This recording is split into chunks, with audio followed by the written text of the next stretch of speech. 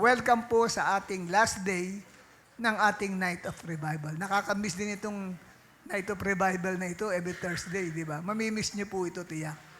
Bakit? Sapagkat dito ay nakita natin ibang klase gumalaw ang Diyos. Ang ating nasaksihan na pinanood ay patungkol po sa isang lalaki sa Bible na nagngangalang Saulo. And later on, naging Apostle Paul. Yung kasaysayang pong yan ay nasa Aklat ng Mga Gawa, Kabanata 9. Kung saan po, taong 34 or 35 AD, nang magkaroon ng divine encounter si Apostle Paul sa Panginoong Jesucristo. Siya po yung lalaking dibigote na kinakausap ng babae kanina. Sa pelikulang yan about Apostle Paul. Na kung saan ayaw niyang maniwala patungkol kay Jesus. Sabi niya, nagpapanggap lang yan. Hindi yan totoong Savior. Hindi yan totoong Christ. At ang sabi po ng kasulatan, humingi siya ng kapahintulutan mula po sa mga chief priests na bigyan siya ng authority na pagpunta niya sa Damascus City, lahat ng kanyang matagpuang mga tagasunod ni Kristo ay kanya pong huhulihin, gagapusin, ito po ay kanyang pahihirapan at ipabibilanggo. Yun po ang kanyang purpose sa pagpunta sa Damascus City. At atin pong napanood na nang matanggap niya ngayon yung document na yun from the chief priest sa Jerusalem, sumakay siya ng kabayo. At marami pala siyang kasama. Sabagat sabi rin ng Acts chapter 9 ay marami siyang kasama. At malapit na siya doon po sa lugar ng Damascus City nang bigla pong magkaroon ng nakasisilaw na liwanag. At yun po yung napanood natin na bumagsak siya sa kabayo at nang siya po ay magdilat, bulag na pala siya at hindi siya nakakakita. At siya ay inakay na lamang ng kanyang mga kasama papasok po sa Damascus City. Ang topic po natin ngayong gabi, last day natin, is about divine encounter with God. Thus, Damascus Road experience.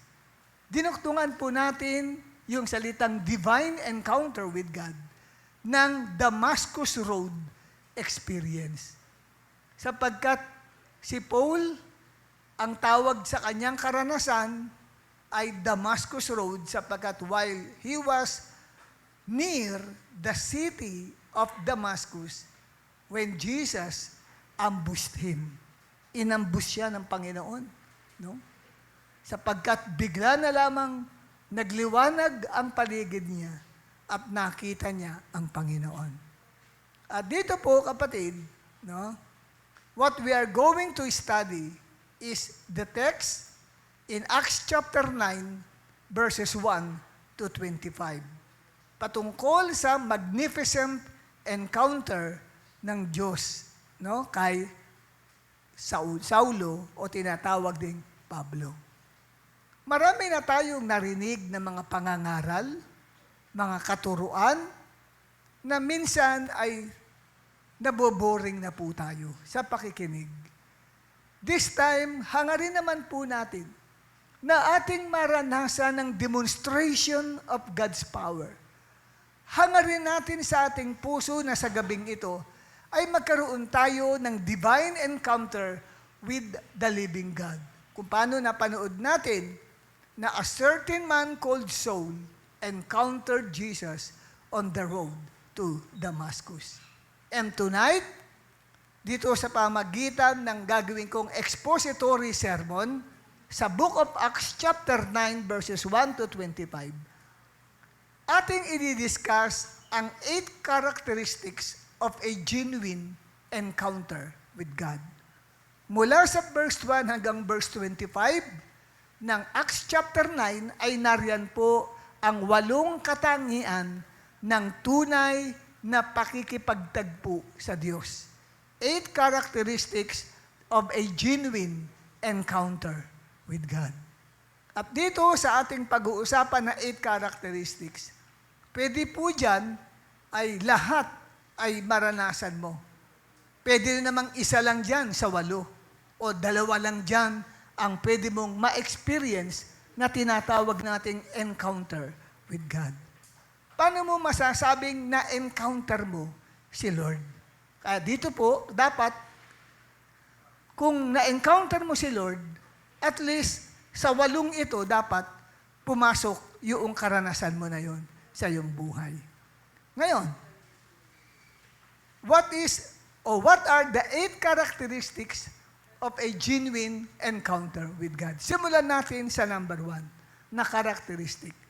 Ang divine encounter with God is by grace alone. Ulitin ko po, ang divine encounter with God is by grace alone. Let me define what is grace. Grace means free gift from God. Ito po ay libreng regalo ng Diyos. Free siya. Hindi po siya bayad sa tinrabaho po natin sa Panginoon. Kaya dito ay ipinakikita kung ito ay grace, ibig sabihin, yung mararanasan natin o nararanasan nating divine encounter with God, ito ay free gift. Libreng regalo lamang ng Diyos yan. Kasi ang divine encounter with God ay ipinararanas ng Diyos, hindi dahil may karapatan kang maranasan mo dapat yun. Bakit? Nag-fasting ka ng 3 days eh. Kung magpaparanas sa iyo ang Diyos ng kanyang presensya o makatagpo mo siya, at dahil nag-fasting ka ng 3 days, hindi nag-grace yun. Kasi ang bayad niya, yung ginawa mong pagpapasting, it's no longer grace. Kasi ang grace, libre. Kahit nag-fail ka sa fasting mo, hindi mo natupad yung 3 days, nagsinungaling ka pa, nag-3 days ka, pero pwede mo pa rin maranasan yung divine encounter with God. Kasi it is by grace alone. Kahit hindi ka faithful sa ginawa mo. And no matter what your spiritual status is, anuman ang kalagayan ng iyong spiritual na buhay. Kahit sinasabing backslider ka, o nanlalamig ka, o nanghihina ang faith mo, dahil ba doon, hindi mo na ma-encounter si God sa buhay mo? Hindi po totoo yan. Kasi ang pakikipagtagpo ng Diyos sa tao, hindi nakabatay kung ikaw ay spiritual na tao. And no matter kung faithful ka o hindi, no matter how many times you failed God, or you failed Him just a little, or no matter that you do not fail Him at all, no matter kung backslider ka na ngayon o hindi, kasi bakit? Ang grace ni Lord ay nakabatay sa sarili niyang kagustuhan. Ipinararanas niya sa atin ang divine encounter dahil gusto niya. Yan, isang click. Yan. Ipinararanas niya ito dahil gusto niya. Kaya kung sa gabing ito, mararamdaman mo yung 8 characteristics na yan na ipipresent ko sa inyo. Hindi dahil karapat-dapat ka. Dapat lang. Sasabihin mo, dapat lang, maranasan ko yan, no? Hindi po. Pag na-feel mo, nakarapat-dapat kang makaranas ng presensya ng Diyos dahil ang bait-bait mong tao. Di ba? Amen? Ang bait ni Silvan, ang bait ni Silvan. Hindi yun eh. Di ba? Ang bait ni Presi, ang bait ni Presi.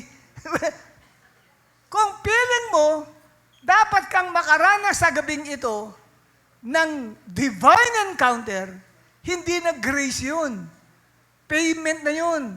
Salary payment mo na yun, parang binabayara ka, sinasahuran ka. O kaya, yun po kapatid, ay reward na sa'yo yun. Kasi, Pag gusto niyang iparanas sa iyo ang tinatawag na divine encounter, mararanasan mo yan kahit ngayong gabing ito. Kaya wag niyong iisipin, wala akong mararanasan ngayong divine encounter. Sayang, yun ang topic. Bakit? Kasi nagtawag kanina, blessing sa fasting. Wala na akong blessing na natanggap sa fasting kasi kain din ako ng kain. Nadagdagan pa nga ang timbang ko. Bago mag-fasting, nasa 60 pounds ako. Ngayon, 66 na. Matapos ang fasting, nadagdagan ako ng 6 pounds. Paano ako makakaranas niyan? Unfaithful ako sa napagkasunduan ng simbahan. Kahit hindi ka naging tapat. Pero ang divine encounter ay nakabatay dahil gusto niya na ikaw ay makaranas nito. Amen? Ang divine encounter na naranasan ni Apostle Paul ay isang spiritual ambush na ginawa sa kanya. Hindi niya ina-anticipate, hindi siya aware na may nag-aabang pala sa kanya. Sa gate pa lang, malapit pa lang sa gate ng Damascus, meron palang nag-aabang na pag-ataking gagawin sa kanya ang Diyos. Kasi ang nangyari kay Saul ay divine ambush. Tandaan nyo hindi si Saul ang unang lumapit kay Jesus. Hindi naman niya hinahanap si Jesus. Ang hinahanap niya, yung mga Kristiyano na gusto niyang patayin at pahirapan. Dahil sila ay mga panganib sa kanilang relihiyon na Judaism. Kasi nagkakalat sila ng patungkol kay Jesus. So, si Jesus ang unang kumilos.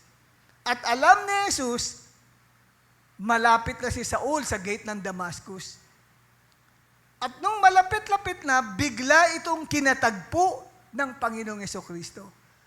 Nagpakita siya kay Saul sa pamamagitan ng nakasisilaw na liwanag. Acts chapter 9, verse 3. Ang sabi, as he neared Damascus, on his journey, suddenly, biglaan niya, pag sinabing suddenly, biglaan, a light from heaven flashed around him.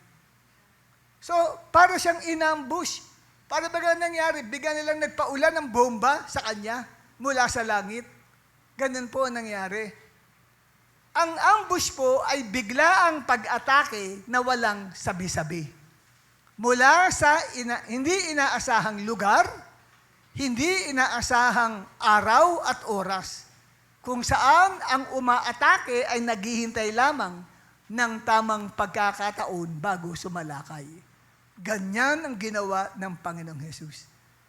Sasalakayin ni Saul ang mga Kristiyano sa Damascus. May dalang authority from the chief priest para silang lahat ay hulihin, gapusin, kaladkarin. Lalo na yung mga babae ay maaaring sasabunutan niya at nakasakay siya sa kabayo at yung mga sinasabunutan niya mga babaeng yun ay talagang papatatakboy niya yung kabayo. Siyempre, yung babae, masusugatan yun. Bibilis ang takbo ng babae. Hanggang sa hindi na kaya, na lumuluhod na lang, talagang wasak-wasak ang mga tuhod ng babae ng panahong yun sa pagpapahirap ni Saulo. Yun din ang pinaplano niyang gawin sa mga Christians sa Damascus. Plano niyang atakihin. Pero ang nangyari, biglang nagkaroon ng spiritual ambush si Lord. Siya yung unang inatake ng ating Panginoong Jesucristo. Sa gabing ito, pwedeng inaambusin ka ng Panginoon. Hindi ka aware. Marahil mamaya magaganap ang ambush sa'yo ni Lord. Unaware ka, akala mo wala lang mangyayari sa'yo, bigla na lang magba-blackout ka na lang. Akala mo nakatayo ka pa, hindi mo na alam kapatid, nasa langit ka na pala. Bakit? Inambush ka ni Lord Pinaramdam sa iyo ni Lord ang kanyang presensya. Kaya ang divine ambush ay tinatawag na divine encounter. At yan ay biyaya lamang ng Diyos sa atin at lalo na kay Saulo. Bakit? Bakit po nasabi nating biyaya lamang yan? Sapagkat si Saul ay may bit-bit na dokumento. Sinasabi ko yan sa inyo kanina lang.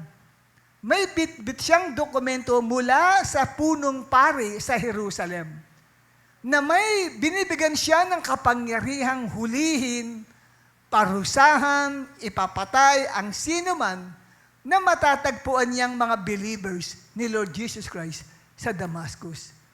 So in other words, para niyang inaatake ang mga Christians. Dahil inaakala niya na sinisira ni Jesus Christ ang kanilang relihiyon na Judaism. Masama ang pakay ni Saulo sa mga tagasunod ni Jesus Kristo. Kaya si Saulo ay hindi deserve na mahalin ni Jesus. Hindi siya deserve na mahalin ni Jesus, pero minahal siya ni Jesus. Anong tawag doon? Kung hindi mo deserve na mahalin ka, pero minahal ka, ang tawag ay grace. Yun po, biyaya ang tawag po doon. Kaya bago pa lamang din natin mahalin si Jesus, minahal na po tayo ng ating Panginoong Hesukristo. Naintindihan niyo ba yan? Sabi ng 1 John chapter 4 verse 19, nagmamahal tayo sa Kanya dahil Siya ang unang nagmahal sa atin. At dito, nakita rin po natin na bago pa natin Siya hanapin, ay hinanap na niya tayo. Hinahanap ka na ng Panginoon. At hindi mo alam na natagpuan ka na pala ni Lord. At mamaya-maya, magpaparanas sa iyo ng spiritual ambush na tinatawag nating divine encounter. At ganyan ang naranasan ni Saulo. Hinahanap niya ang mga Christians, siya naman hinahanap ni Jesus. At ang sabi ng Luke 19 verse 10, for the Son of Man came to seek and to save the lost. At maaring akala mo ay save ka. Yun pala, nasa lost condition ka pala. Why? Maaring you are in a backsliding condition ngayon. Ang puso mo ay malayo na sa Panginoon. Maaring hindi ka na in love kay Jesus ngayon. Iba na ang mga bagay na minamahal mo sa iyong buhay. Maaring napamahal na sa iyo ang mga bagay ng sanlibutan na sinabi ng Bible, huwag niyong ibigin ang sanlibutan ni ang mga bagay na nasa sanlibutan. Sapagat ang sinumang nagmamahal sa sanlibutan ay wala sa kanya ang pag-ibig ng Ama sa langit. So, tinuturuan tayo, wag nating mahalin ang sanlibutan ni ang mga bagay na nasa mundo. Ang dapat mahalin ay si Jesus. Kaya lang ang problema, ang sitwasyon ng buhay mo ngayon, iba na. Mas mahal mo ang mga bagay ng sanlibutan. Example ng mga bagay sa sanlibutan, trabaho. Mas minahal mo ngayon ang trabaho, okay lang sa'yo na mawala si Jesus sa buhay mo, wag lang ang trabaho. Why? Because that is your bread and butter. Yun ang nagpapairal sa buhay mo. Pwedeng ang mahal mo ngayon ay pag-aaral mo. Dapat tinitignan mo siya, yung studies mo na yan kapatid, ang magbibigay sa iyo ng magandang kinabukasan, ng pag-aaral. Kaya mas priority mo ang pag-aaral kaysa kay Jesus. Kaya pagdating ng Sunday, ay imbitahan ka ng kapatiran o ng leader mo, sis, dalo ko sa church, sorry po, busy ako sa studies ko, may mga project po kami sa school. So, sino mas mahal niya? Ang project sa school o si Jesus? Yung project na sa school, yun na ang kanyang minamahal. Yung ganun, nasa backsliding condition na rin po yun. Kasi, nawawala na, hindi na po nagiging priority si Jesus sa buhay ng tao. At maaaring nasa ganyang kang sitwasyon sa iyong buhay. At feeling mo, hindi ka lilingapin ng Diyos. Nagkakamali ka. Sapagkat kahit ganyan ang sitwasyon mo, mahal ka pa rin ni Jesus. Amen po ba? At hinahanap ka niya kasi nawawala ka. Si Saulo, nawala. Kaya noong matagpuan si Saulo, inawit natin ang amazing grace. Kaya natin inawit yun. Pagkatapos nun, binaka pa natin ang awiting amazing grace. Nang sa gayon kapatid, ay maintindihan natin na ang lahat ng mga bagay na nararanasan natin sa ating mga buhay, yung mga spiritual experiences, dapat matagal na tayong nawala sa paglilingkod sa Diyos. Pero ba't nandyan ka pa rin? Minsan dumating sa iyo na ikaw ay madapa, pero nakakatayo ka pa rin, nakakabangon. Dumating sa iyo, minsan ayaw mo na talaga mag-serve kay Lord. Kasi offended ka sa ilang tao na sumakit sa iyong damdamin. Sugatan ka. Ayaw mo na silang makita. Gusto mo nang tumalikod kay Lord. Pero bakit nariyan ka pa rin? Hindi ka umalis-alis. Hindi dahil sa gusto mo. Dahil hindi ka binibitawan ng Panginoon. Yun yung pagmamahal ng Diyos sa atin. Ayaw kanyang mawala sa Kanya. Ang tawag doon ay grace ng Panginoon. Ganyan kay Saulo. Si Saulo, mamamatay tao yun eh. Sino mga pinatay niya? Mga Christians. Ang unang saksi, unang-una po na sinasabing pinaka-principal, yung pinaka-principal suspect sa pagpatay kay Stephen, the first Christian martyr, ay si Saulo. Yung Saulo na yan, na-encounter niya si Jesus. Nagpakita si Jesus sa kanya. Mind you, isang murderer at ang pinatay pa ay yung si Esteban, na isang taong matuwid. Isang taong nagmamahal sa Diyos. Iyakan na maraming mga Christians na mamatay si Stephen. Paano namatay si Stephen? Pinagbabato. Inakusahan. At yung mga pumatay na yon ay naghubad sila ng damit, ibinigay kay Saulo.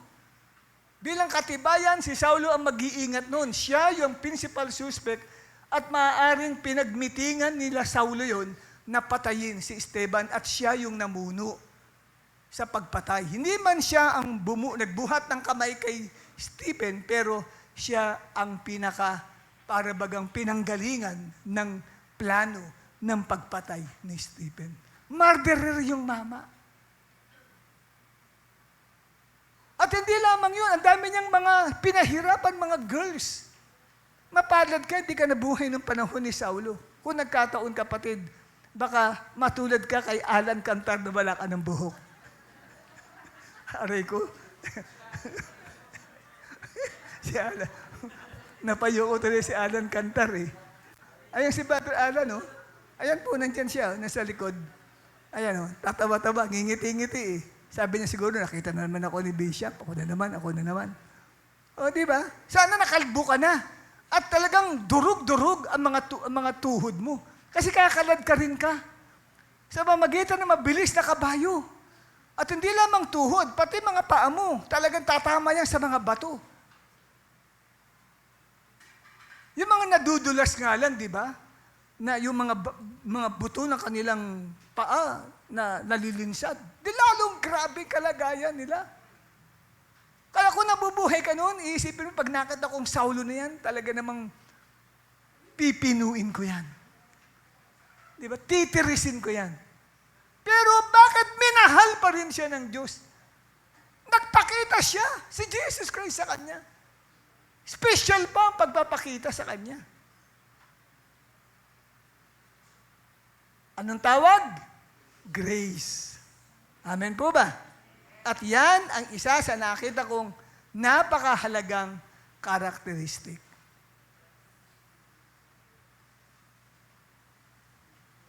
Ang ikalawang karakteristik, hindi lamang ang divine encounter ay isang biyaya sa atin.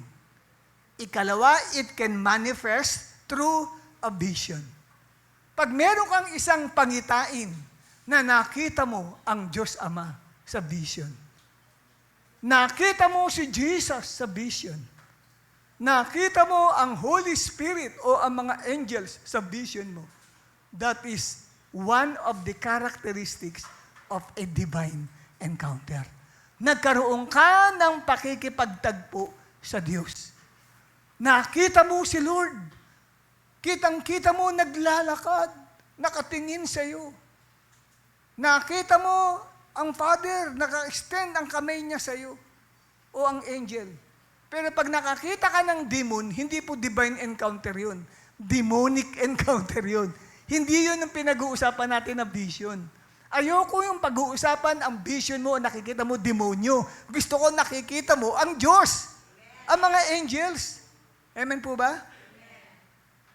Kung laging demonyo na lang ang nakikita mo sa vision, malaking problema nun. Bakit po ka mo? Baka malapit ka sa demonyo. Bakit puro demon na lang ang nakikita mo? Dapat ang Diyos. Ngayon, sa Acts chapter 9 verse 3, ang sabi, as he neared Damascus on his journey, suddenly a light from heaven flashed around him. May nakasisilaw na liwanag ang lumibot, sinaturate si Apostle Paul. Ano ang nakita niya? Saul saw the vision of Jesus in a dazzling light. Dazzling. Ibig sabihin sa Tagalog, nakasisilaw. Yan, nilagay ko na po dyan. Para di na ako tanongin pagbaba ko. Ano po yung dazzling, Bishop? Hindi darling, dazzling. Okay? Nakasisilaw na liwanag. Bakit? Sapagkat si Jesus ang radiance of God's glory. Yung pangalan ng church natin ay tumutukoy sa nakasisilaw na liwanag na kaluwalhatian ni Kristo. Siya yung radiance of God's glory sa Hebrews chapter 1, verse 3. Yun ang pangalan ng church natin. Kaya dapat lang maranasan natin yun. Yun ang pangalan ng simbahang ito. Dapat yung glory ng Diyos ang siyang bumabalot sa atin. At ang sabi doon sa ating binasa sa Acts 9:3, the light of that glory surrounded Saul. At yun po ay manifestation of the presence of God. Kapahayagan ng presensya ng Diyos. Ano nangyari sa kanya? Siya po'y napatumba mula sa sinasakyan niyang kabayo. At pansamantalang siyang nawalan ng paningin dahil nabulag siya sa matinding silaw ng liwanag na tumama sa kanyang mga mata. Yung divine encounter niya na yun, maring piling niya huminto ang orasan sa kanya. Piling niya huminto ang pag-inog ng mundo. Bakit? Kasi ibang klase siya eh. Vision. What is a vision? A vision is a supernatural revelation from the Holy Spirit, in which the Holy Spirit enables a person to see something that cannot be seen through ordinary human means. Ano yung sabihin ng supernatural vision? Yan daw po, kapatid, ay binibigay ng Holy Spirit at sa pamamagitan, kapatid, ng kapangyarihan ng Diyos, ay binibigyan ang tao ng kakayahang makita ang mga bagay na lampas sa natural na paningin at pangunawa ng tao. Yung supernatural vision na yan, na nakita niya, hindi pwedeng makita rin ng ibang tao yun. Siya lang na biniyayaan ng Diyos ang pwedeng makita. Pwedeng sa worship natin kanina, may nakita na kayo ng vision. Si Jesus, nakita niyo marahil. O may angels na lumilipad, no? Sa ibabaw. Pero hindi nakikita ng katabi mo. Yan po ang ibig sabihin ng vision. Hindi nakita ng mga kasama ni Saul ang vision na nakita niya. Nakita niya si Jesus nagliliwanag Na-meet niya si Jesus in person, nagliliwanag. Siya lang ang nakakita, pero yung mga kasama niya, may nakitang liwanag. Kaya lang hindi nila nakita si Jesus. Kaya po pwede po ang isang tao ay makaranas ng divine encounter, pero ang mga kasama niya, hindi nararanasan nung nararanasan niya.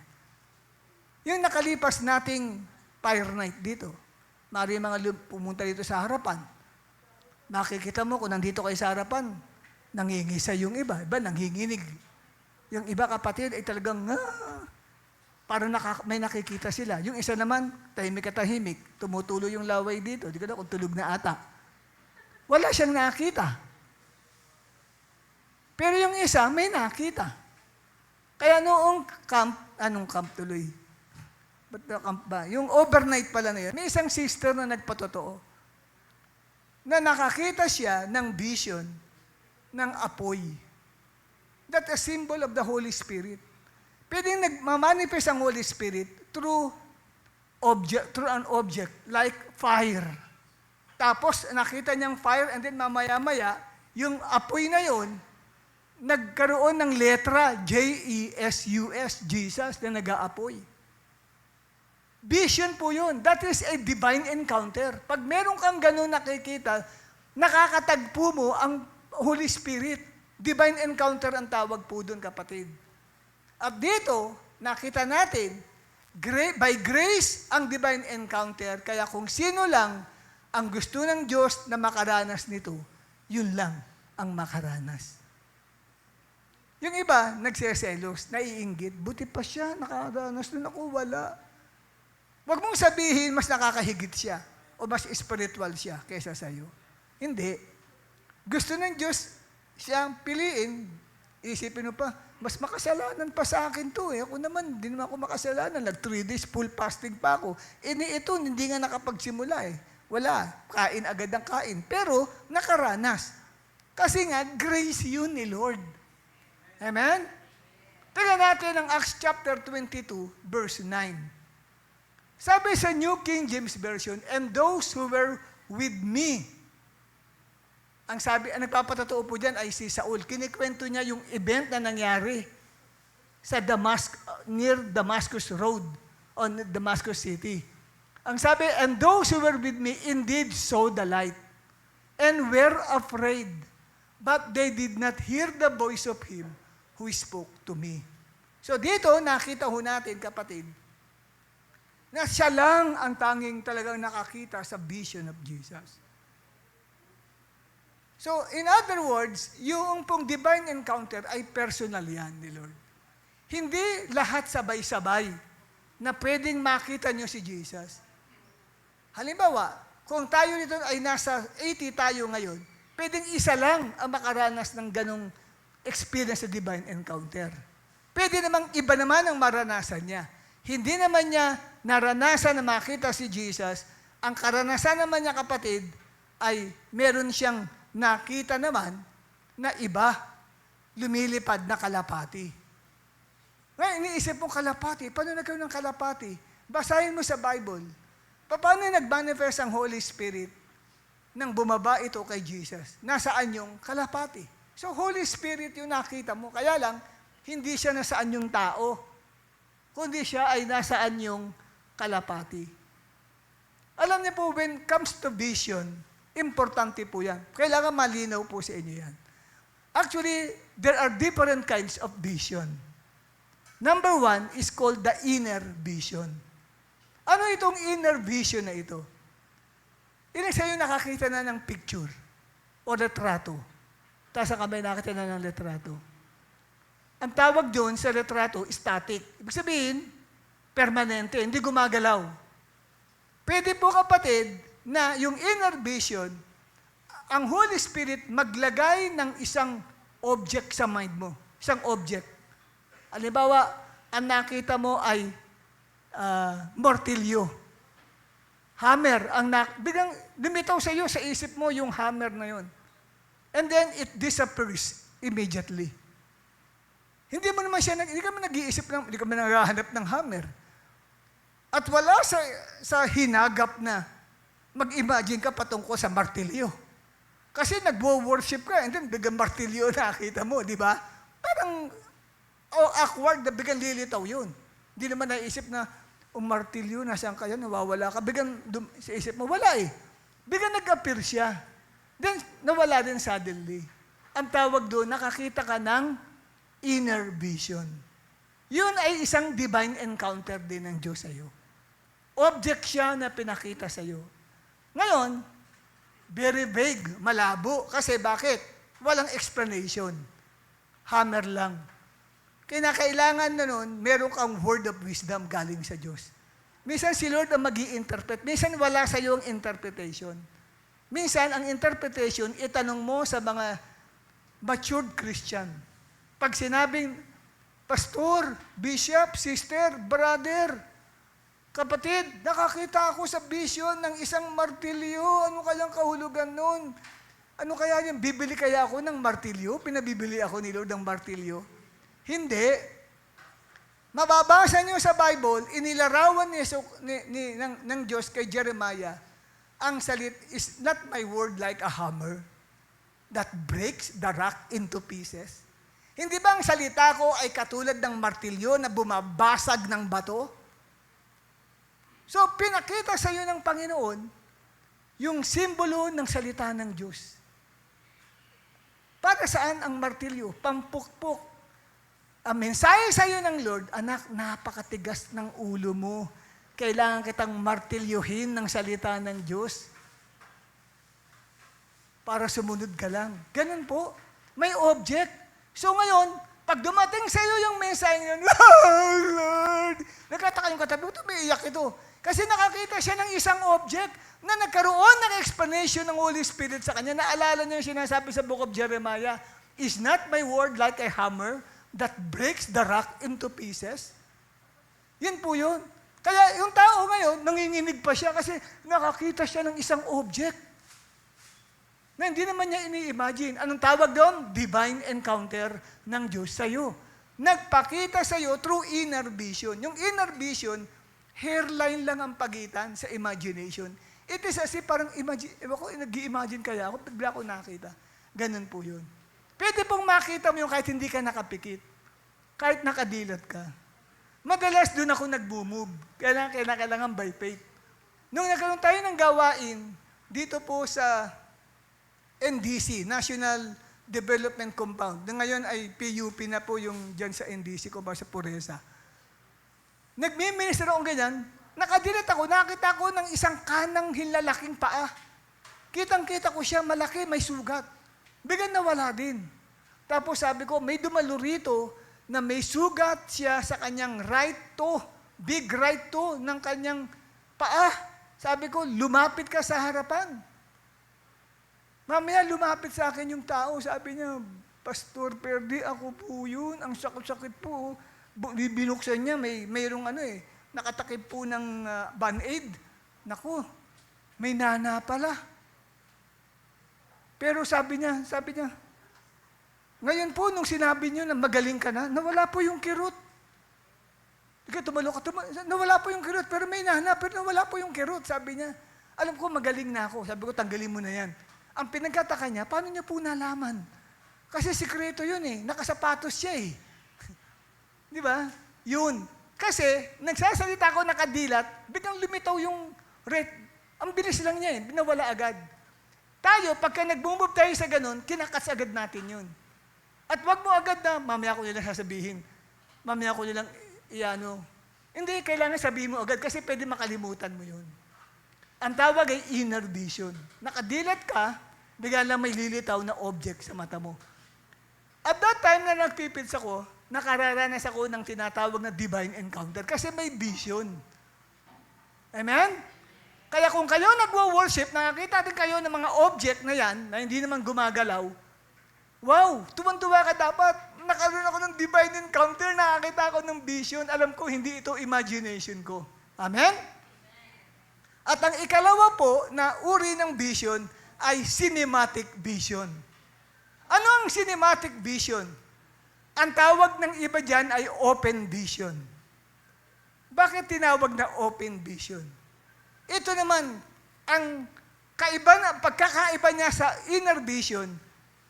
Sa inner vision, parang picture siya na hindi gumagalaw, static. Parang picture mo na estatwa. Mayroon kang larawan.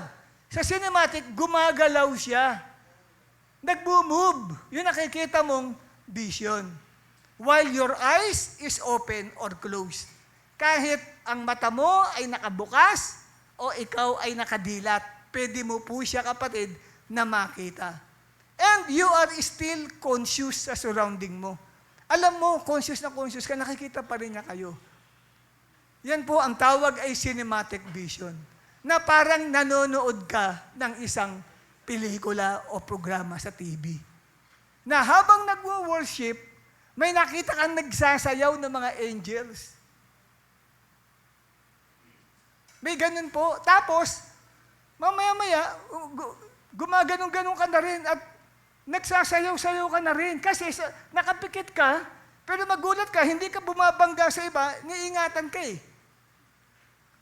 Ang tawag doon, meron kang divine encounter with God.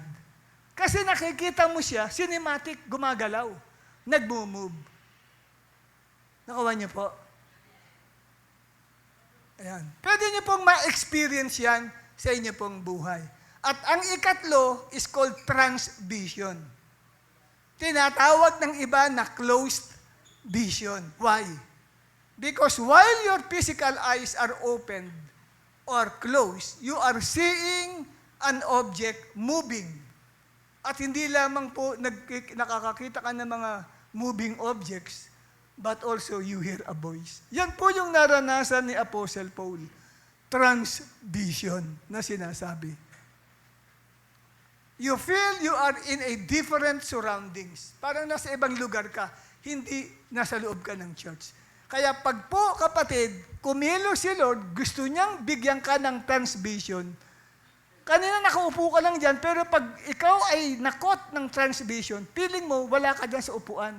Parang you are in a different place. Ganon. Okay? Kaya importante po ito, at pwede rin na ikaw ay conscious sa sarili mo, pwede ka naman ikaw ay maging unconscious. Unconscious ka sa present surroundings. Ngayon, si Apostle Paul, naramdaman po niya yan, ang transvision. Pag nakaranas ka ng transvision, pwedeng mahulog ka talaga sa kabayo. Dahil hindi ka magiging conscious hindi mo maramdaman na nakasakay ka pala sa kabayo pag na-code ka noon ng transvision. Parang ganyan sa upuan mo. Pag ang Holy Spirit gustong magkaroon ng divine encounter sa iyo at ang gagamitin niya ay transvision, makakalimutan mo nakaupo ka dyan. Kung makalimutan mo nakaupo ka dyan, pwedeng bigla kang sumaid na malaglag sa upuan mo. Kasi hindi ka na aware sa present surroundings mo. Aware ka dito sa spiritual surroundings. Ganyan po ang nararanasan, mga kapatid. Amen po ba? At meron din namang tinatawag na divine encounter through a dream. Ma-encounter mo si Lord sa pamamagitan ng panaginip. Sa Numbers chapter 12, verse 6, listen to my words when there is a prophet among you. I, the Lord, reveal myself to them in visions. I speak to them in dreams. Ngayon, bakit ko nabanggit ang dream? Kasi, meron pong tinatawag na vision in a dream. Pag nanaginip ka at sa panaginip nakita mo ang Diyos, hindi basta dream lang yun. Vision in a dream. Kasi sabi dito sa Bible, di ba? I, the Lord, reveal myself to them in vision and speak to them in dreams. Sa dream mo, kapatid, ni-reveal ni Lord ang sarili niya. Nakita mo siya in full glory. Kaya when you dream about God the Father, about Jesus, about the Holy Spirit and angels na nag-appear sa iyo, you see a vision in a dream. Naranasan niya ni Jacob sa Jacob 28 verses 10 to 15. Humiga siya, di ba? Inunan niya yung malaking bato, natulog siya. And then pagkagising niya, pagkagising pa pala sa gising, bigla ka nakatulog siya. At sa kanyang pagkakatulog, nakakita siya ng vision. Tulog siya pero may vision. Na mataas na stairway. Tapos nakita niya si Lord na nakatayo mismo sa pinaka-ibaba ng stairway. Tapos yung mga angels ni Lord, panhik-panaog. Kinausap siya ng Diyos doon. So ang tawag doon ay vision in a dream. Yan. Kaya ang Diyos nagpapahayag sa pamagitan ng pangitain at panaginip. So ang tawag din doon, pag ganun ka nakaranas ka doon, ay divine encounter with God. Uy, may divine encounter ako sa Diyos. na naginip ako ng ganito, nagpakita siya sa akin. Nagkaroon ako ng vision in a dream. Wala ka sa gawain, malibang sa gawain, nakatulog ka ngayon sa preaching ko at na naginip ka. Na nagpakita si Lord sa'yo, sabi sa'yo, ba't ka natutulog? Nireview ka pa sa mo. Number 3, ikatlong characteristic ng genuine encounter with God. Pwedeng, kapatid, na ikaw ay makaranas ng vision, pwedeng wala. Pero ang naranasan mo naman ay you fall under the power of the Holy Spirit. Kasi pwede mong maranasan na ikaw ay bumagsak, na wala namang nagtutulak sa'yo. Halimbawa, pinagpipray ka, tapos yung prayer sa'yo, talaga namang gusto kang pabagsakin para sabihin anointed siya. Hirap na yung tao. Dinidiin pa lalo. Sige nga, bumugay na nga ako. May gano'n, di ba?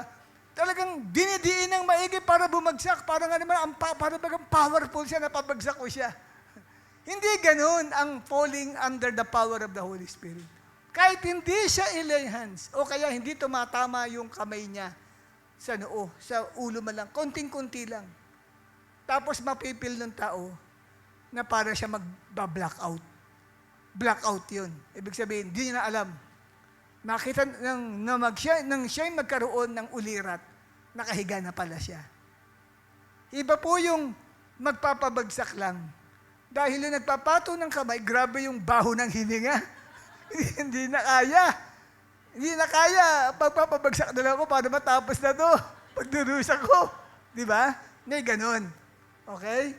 Naranasan ni Apostle Paul yan sa Acts chapter 9, verse 3 to 4. Basahin po natin yung mga verses na yan. 1, 2, 3.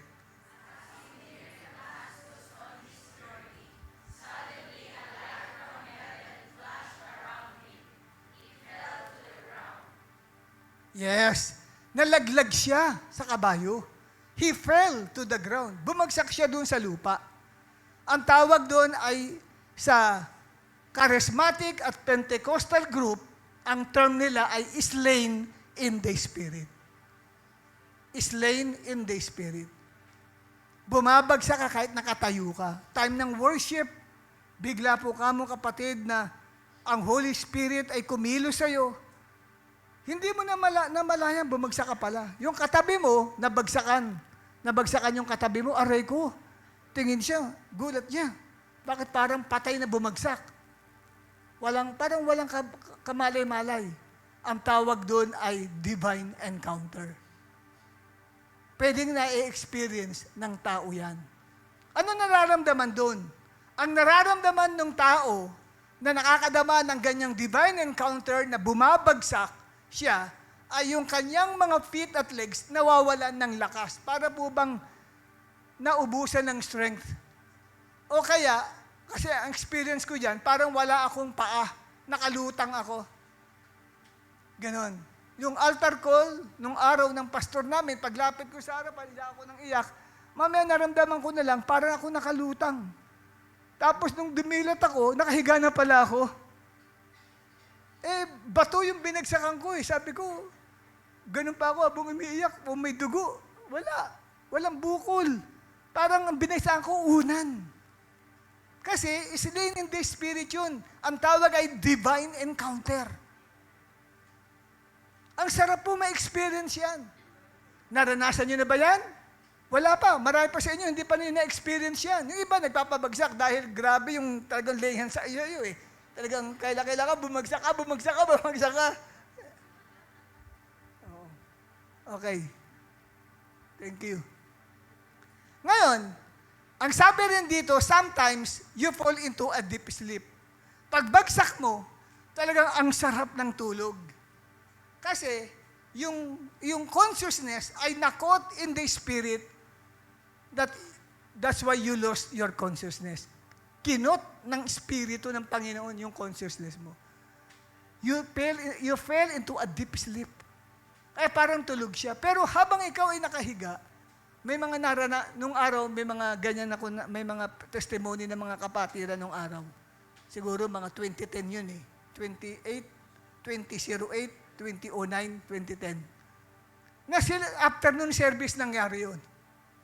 nang sila ay bumagsak, parang tulog sila. After the service, lumapit na yun sa akin yung mga kapatid. Sabi ng isang lalaki, Pastor, sabi niya, nung hindi ko na malay na ako'y pala bumagsak, duminit na ako, nakahiga ako, para ako nakatulog. Nakarating po ako sa impyerno, Pastor. Sabi niya, nakita ko po doon yung mga loved ones ko, mga kapitbahay ko, humingi ng tulong sa akin. Vision. Nung siya ay makatulog, pinagpakitaan siya ng Diyos ng vision. Sabihin, wala pa ngayon sa impyerno yung kanyang mga loved ones. Pero pinakita kung hindi siya kikilos, doon mapupunta ang kanyang loved ones. Sabi ko, i-reach out mo, Brad. Sabi naman ng isa, ako naman po, naglalakad na ganyan. Tapos, sabihin, I fell into a deep sleep na alam niya, bumagsak siya pero pagtapos doon, blackout na. And then mamaya na naginip siya.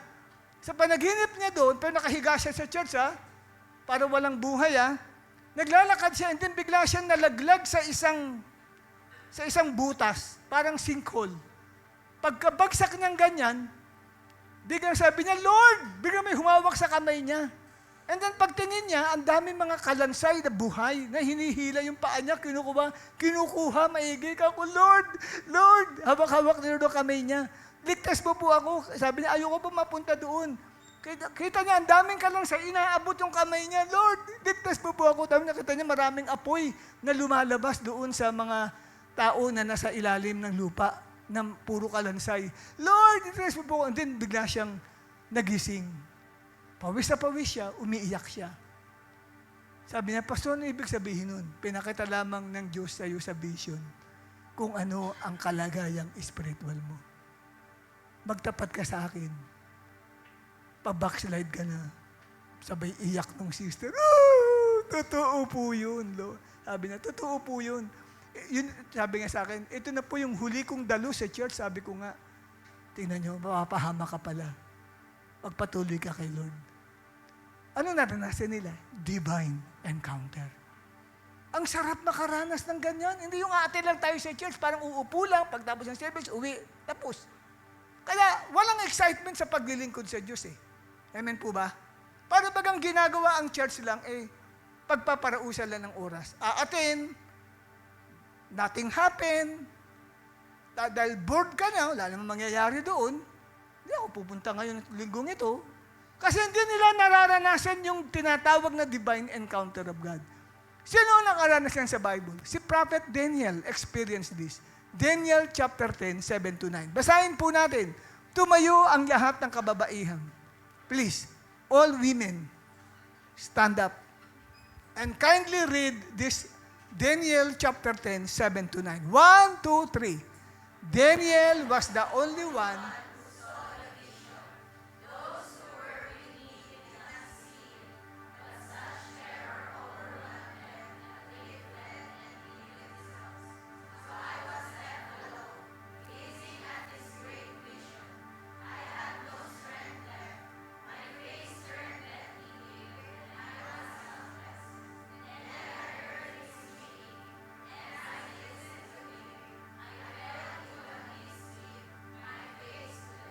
Yes, nagkaroon siya ng angelic encounter.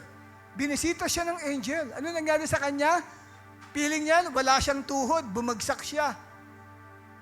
Tapos nakipag-usap sa kanyang angel, habang nakikipag-usap, he fell into a deep sleep. So, slain in the spirit ang naranasan ni Prophet Daniel. At yan ay divine encounter. How I wish maranasan natin yan sa ating buhay. Not necessarily, naranasan yan ng mga Christians yan sa Bible, mararanasan mo rin yan. Depende sa kilos ng Holy Spirit. Hindi porke naranasan ni Saul at ni Daniel ang bumagsak siya, mararanasan mo rin. Depende kung anong gusto ng Holy Spirit. Pero kung i-ask mo, Lord, help me to experience yung falling in the Spirit, ma-experience ko siya. Kaya sa mga nagli-lay hands dito, wag ang purpose natin kaya tayo magpapato ng kamay ay para pabagsakin yung tao. Maawa naman po tayo kasi pipilitin mo talaga, bababa mo siyang ganyan. Kaya yung iba, nakakita na ako ng ganyan, talagang anong-ano na hirap na. Sabi ko dun sa isang pastor, ako, wag mo nang pilitin, Brad, kawawa naman yung tao. Mababalian ng gulugod ka ako yan. Nag-alap, pilita ko, ralis na yung ano eh. Ayaw bitawan eh, ng pastor. Kasi akala natin, pag nagpabagsak tayo ng tao, superpower tayo. Hindi po. Ang Holy Spirit yun, gumagawa nun. Kahit walang laying of hands, amen? Pero may nakakasaksi ako ng ganyan. Praise and worship pa lang, nag-i-slay na ang tao. Sa church din natin nangyari yan. Opening song pa lang yun. Ang naalala ko, nag-opening song ay si Pastora Mary Ann. Hindi pa siya pastora, na Sister Mary Ann Tubuhan. Opening song. Tapos ng opening song, nag-pray siya. Nag-iiyakan na ang mga kapatiran. Nakikiiyak na rin ako kasi natouch din ako. Mamaya-maya pagtingin ko, yung mga kapatiran umiiyak, hindi na nakatayo eh. Nakabagsak lahat sila. Humahagulgol. Ilan lang ang nakatayo, pero bagsak lahat sila. Hindi ko lang nasaksihan paano bumagsak. Kasi mga nakatihaya na sila, nag-iiyakan.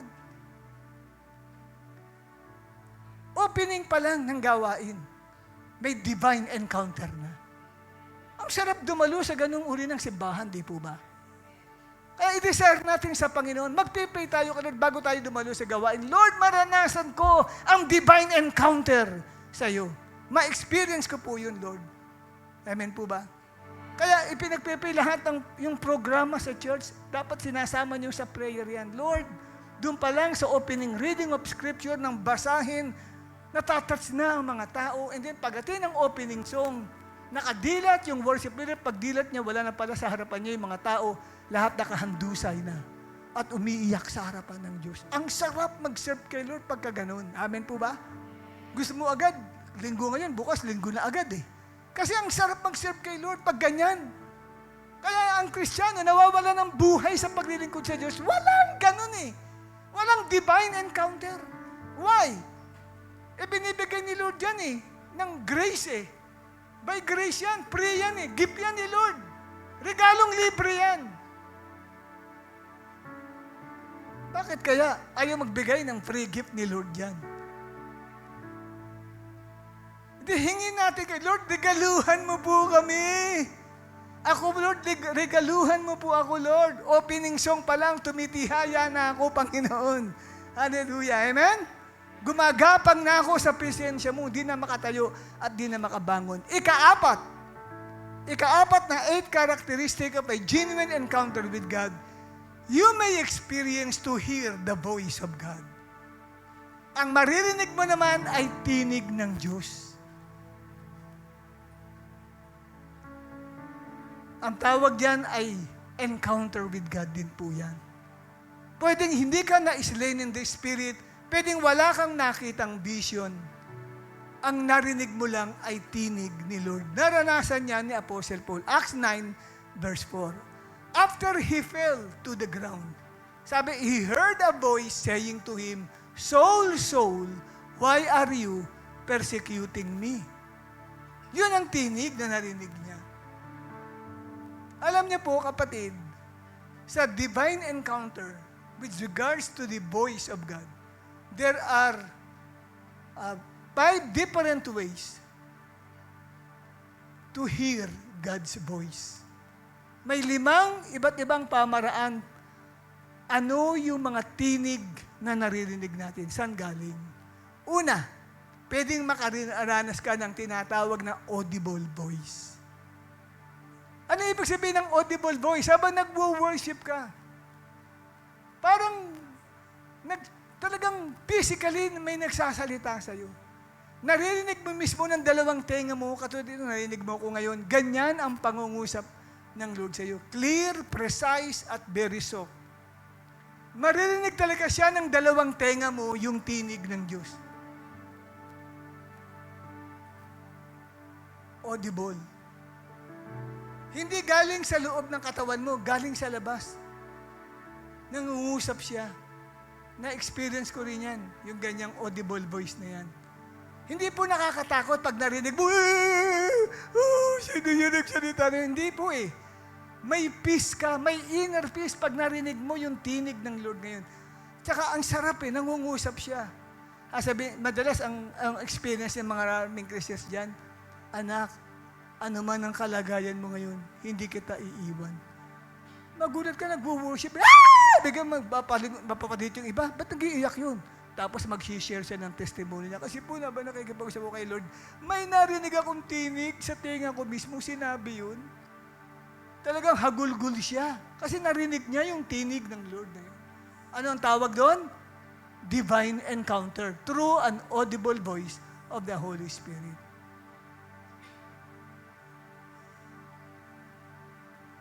Ganyan po ang tinig. Ako noon, pero may iksiyan ko lang itong testimony na ito.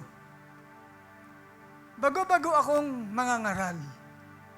Kaya lang, sa pagpipits ko, maraming ayaw sa akin makinig. Dahil nasasaktan sila pag ako raw nagpipits, ang sakit ko raw mangaral. Hindi sila na-encourage, hindi sila na-bless. Gusto ko mang i-please sila, pero yun ang way ng pangangaral ko talaga eh. Na masasaktan talaga, diretso talaga eh. Ngayon, sabi nung may nagsumbong sa akin, sabi sa akin nung isang kabataan, brother patawag sa akin nun eh, sa church na ito, Brother Ferdy, lilipat daw po yung ilang kapatiran sa ibang church. Bakit? Kasi ayaw nila ikaw magpipreach, kasi napakasakit mo raw mangaral. O ganun. Nakangiti lang ako, pero pag alis nung brother, iyak ako. Lord, sabi ko, tinawag niyo po ba akong preacher? Ayoko na lang po mangaral. Sabi ko, Lord, magsalita kayo sa akin. Tinawag niyo po ba talaga ako? Iyak ako ng iyak. Sa kwarto yun na nangyari sa room ng In Christ Ministries. Iyak ako ng iyak doon. Humahagulgul ako. Sinara ko ang pinto, pinatay ko ang ilaw, at umupo ako sa upuan, tapos nasa table ako, dala ko ang Bible, at sinara ko yung Bible, iyak ako ng iyak ang sinasabi ko, Lord, magsalita kayo sa akin. Lord, speak to me. Tinawag niyo po ba ako mag-preach? Kasi inaayawan po ako ng mga tao. Ayaw po akong pakinggan. Hindi naman po ako nag-present sa sarili ko maging preacher eh. Sabi ko, kayo po talaga tumawag sa akin o tao? Kasi ako nasasaktan sila. Ayaw nila akong mapakinggan. E di iyak ako ng iyak. Mamaya nakatulog ako sa kakaiyak. Bigla po kamong may bumulong sa tenga ko. Ang sarap ng boses, ang ganda ng boses. Sabi niya, tumungo ka. Tignan mo ang Bible na nakabukas at basahin mo. Di, tumungo ko. Sino yung salita na yun? Ang dilim-dilim na pala kasi gabi na pala yun. Ang dilim na, binuksan ko yung ilaw. Karado naman ang pinto. Sino kausap ko rito? Bukas daw ang Bible. Alam ko, sinara ko ito, umiiyak ako eh. Alam mo siya nakabukas sa 2 Timoteo 4:1-5. Ang sabi doon, sa 2 Timothy chapter 4, verse 1-5. Ano sabi nga ba doon? Pakibuksan nga. Wala ang Bible. Pakibuksan ninyo po. 2 Timothy chapter 4, verses 1-5. I charge you before the Lord and His appearing in His kingdom. Praise the word. Gusto ko babuksan ninyo yung Bible niyo. Sige nga po. Pakibasa nga po. Ako na lang pababasahin niyo. Okay na lang? Sige. Anong version to? Tagalog? Ito po yung nakabukas eh. Hindi ko naman po talaga binuksan ng Bible eh. Nakala ko nakasara. Sabi ko, sino nagbukas nito? Iyak ako ng iyak. Tapos may bumulong ba naman, kaya ako nagising. Kasi sabi ko, ayoko na po maging preacher. Ayaw ko pakinggan ng tao. Masama loob nila sa akin.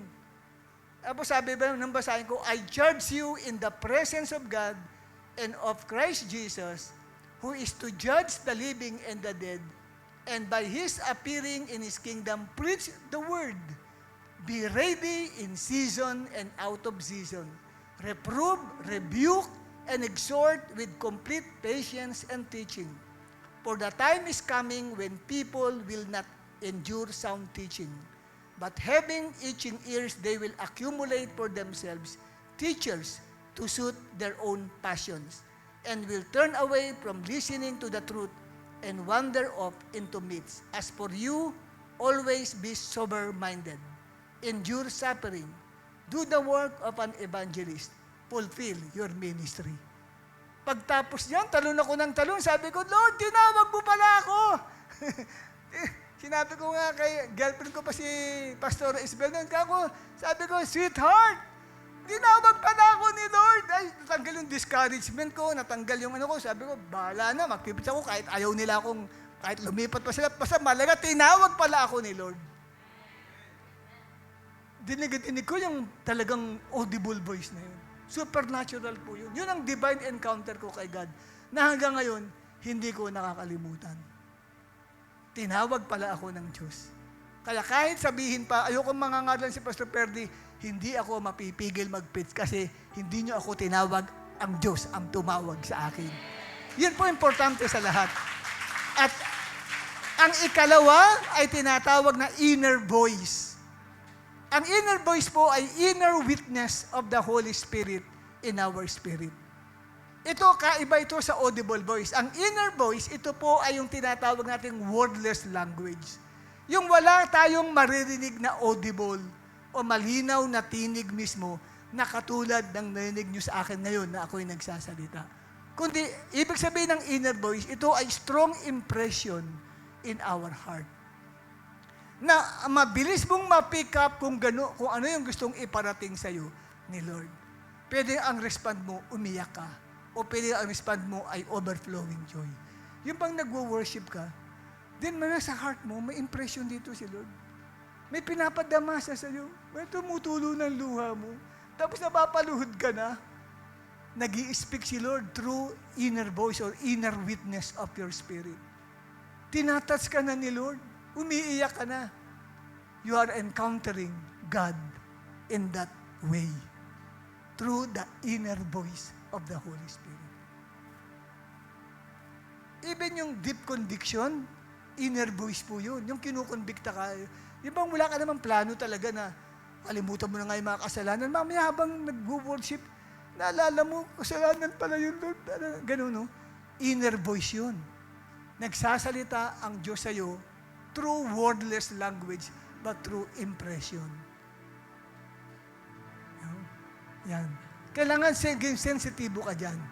At ang ikatlo, kapatid, is through reading the Bible. Po pwedeng magsalita sa iyo si Lord sa binabasa mong aklat ng Biblia. Bigla ka na lang maiiyak kasi kinakausap ka ni Lord.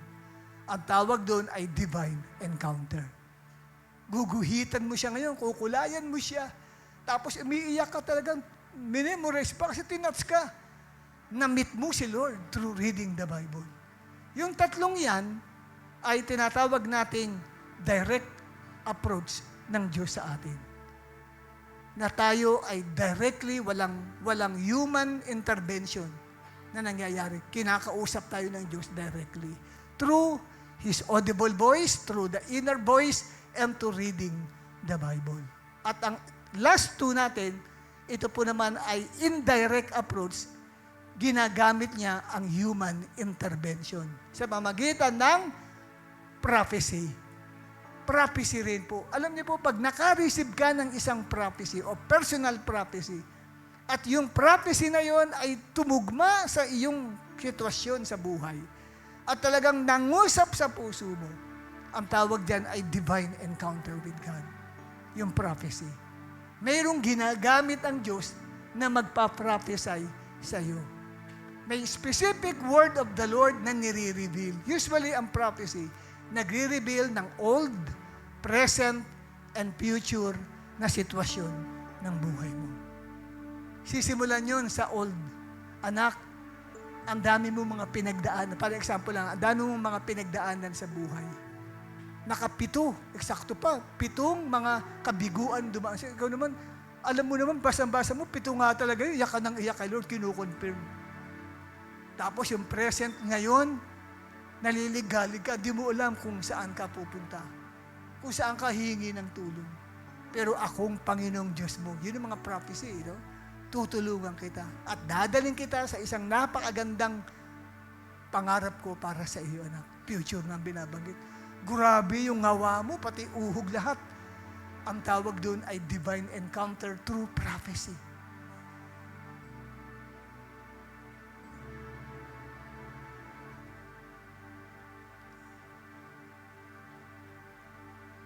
You know, one word of prophecy can transform your life.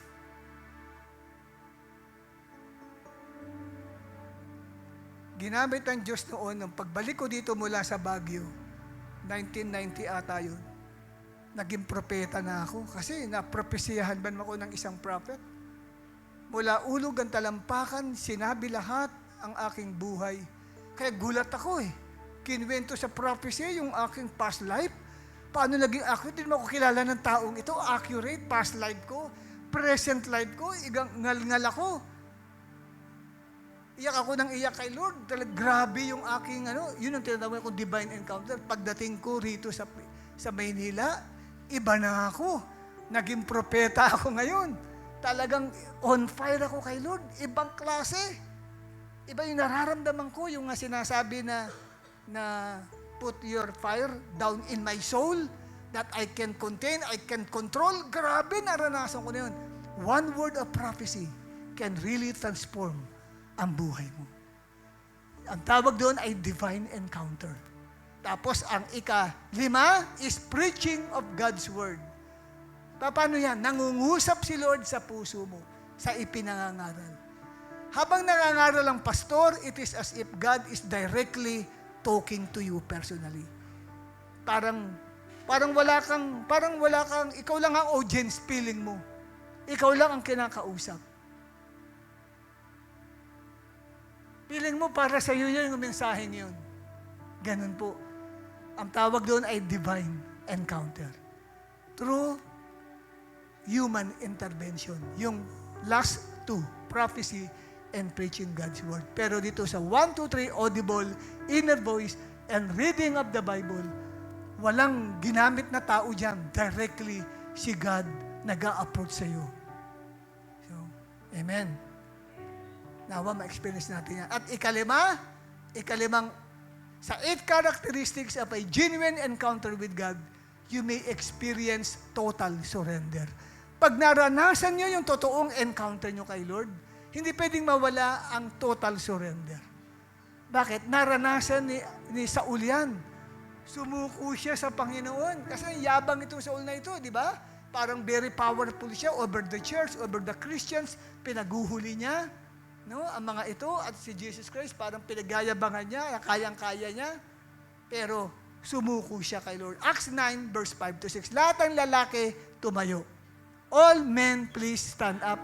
At basahin natin ang Acts 9, 5 to 6. Sige, 1, 2, 3. And he said, "Who are you, Lord?" Then the Lord said, "I am Jesus whom you are persecuting. It is hard for you to kick against the goads." So he, trembling and astonished, said, "Lord, what do you want me to do?" Then the Lord said to him, "Arise and go into the city, and you will be told what you must do." Wow! Pauod na po kayo. Parang nasukol sa isang sulok si Saul. Kasi after ng divine ambush, parang na-corner siya ng Panginoon eh. There is no way for him na maka-escape po siya dito. Ang ginawa lang niya, sumuko siya sa Panginoon. Ang tawag ko ay total surrender. Taas ang dalawang kamay niya kay Lord. Dahil kinilala niya si Jesus na Lord. 2 beses niyang sinabi, "Who are you, Lord?" Tapos ikalawa, "Lord, what do you want me to do?" Nung una, ang purpose niya, kaya pumunta sa Damascus para hulihin ang mga Kristiyano sa utos ng chief priest. Ngayon naman, sabi niya kay Jesus, "Lord, what do you want me to do for you?" Wala na yung plano niya nung una. Nasira na yun. "Lord, anong gusto kong gawin ko sa iyo ngayon?" Para bagang siya ay isang bihag na ng Panginoon. At sabi sa kanya ni Lord, "Sige, pumasok ka sa Damascus, sasabihin ko sa iyo kung anong pagagawa ko sa iyo." Diba? Naging isang bihag siya ng Panginoon. Kaya ang totoong divine encounter, kung walang pagsusuko, sa buhay mo sa Panginoon, hindi totoong divine encounter yun. Kasi walang surrender eh. Walang pagsusurrender sa Panginoon. Kaya kailangan sinusurrender mo. At ika-anim, 8 characteristic of a genuine encounter with God, you may experience true repentance and prayer. Kung talagang mararamdaman mo ang divine encounter mo sa Diyos ngayong gabing ito, maranasan mong totoong pagsisisi at pananalangin. Acts chapter 9, verse 9 to 11. Nang ipinasok na siya sa Damascus City, pinasok siya sa isang kwarto. At anong ginawa niya doon? Siya po, kapatid, ay nag-fasting. Hindi kumain ng 3 araw at nanalangin sa Panginoon. Kasi 3 araw siyang bulag, hindi siya makakita. At hindi rin siya umiinom ng tubig ni kumakain. He was fasting and prayer. Ano ginagawa niya doon? Nagsisisi siya. Kasi na-realize niya, sabi niya, Lord, sinabi ko, I don't believe in you. Pero totoo ka pala. Sabi ko, impostor ka. Totoo ka pala. Kaya yung nakakaranas ng genuine encounter with God, talaga pong nagkakaroon po siya ng tunay na pagsisisi. May 4 na kahulugan ng pagsisisi. Ano-ano ang mga ito? Pagbabago ng isip, 2, pagbabago ng puso, 3, pagbabago ng pananaw, 4, pagkilala na lahat ng mali at pagkukulang natin ay kasalanan sa Diyos. So in other words, ang pagsisisi ay hindi lamang luha o iyak. Hindi lamang emosyon na naninigas ka, hindi mo mapigilan ng kamay mo na gumagalaw-galaw at sigaw ka ng sigaw. Hindi lang po yun ang genuine encounter with God. Kundi ang tunay na genuine encounter ay pagbabago ng isip, ng puso at ng paniniwala. Amen po ba? Kasi marami na po mga umiyak sa altar call natin. At nag-iiyak, nagkikisay pa. Ngunit kinabukasan, pareho pa rin sila. Ang tunay na encounter sa Panginoon ay nagbabago po ng buhay.